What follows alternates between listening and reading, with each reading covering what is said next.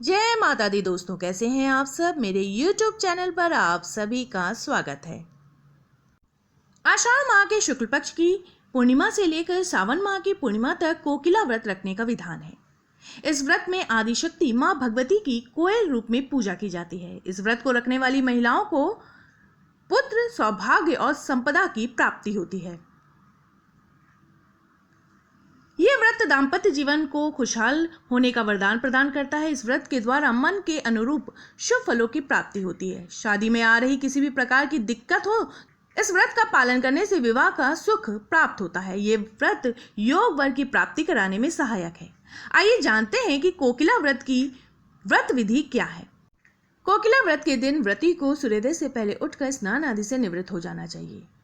भगवान शिव और माता पार्वती का पूजन आरंभ करना चाहिए। पूजा स्थल पर भगवान का चित्र या फिर प्रतिमा को स्थापित करें। शिवलिंग पर जलाभिषेक करें। भगवान का पंचामृत से अभिषेक करके गंगा जल अर्पित करना चाहिए।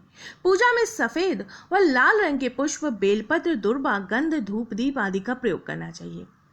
इस दिन निराहार रहकर व्रत का संकल्प करना चाहिए। प्रातःकाल समय पूजा के उपरांत सारा दिन व्रत का पालन करते हुए भगवान के मंत्रों का जाप करना चाहिए। संध्या के समय सूर्यास्त के पश्चात एक बार फिर से भगवान की आरती पूजा करनी चाहिए। व्रत के दिन कथा को पढ़ना या सुनना चाहिए। शाम की पूजा के पश्चात फलाहार कर सकते हैं।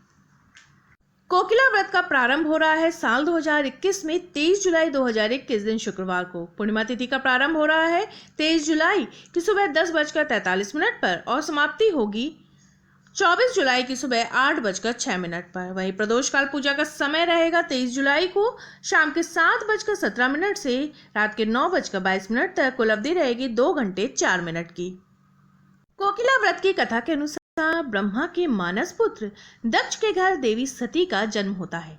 दक्ष विष्णु भगवान का भक्त था और भगवान शिव से द्वेष रखता था।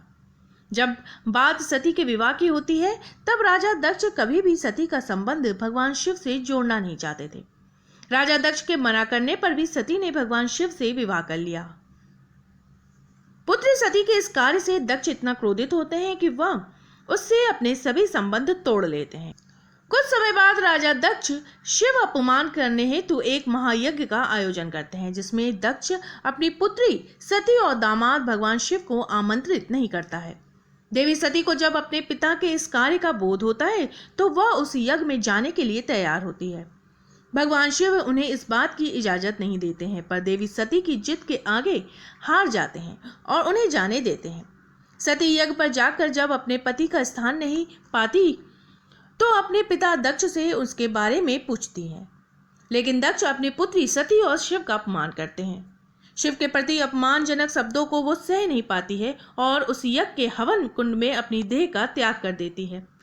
भगवान शिव को जब पता चलता है तो वो दक्ष और उसके यज्ञ को नष्ट कर देते हैं।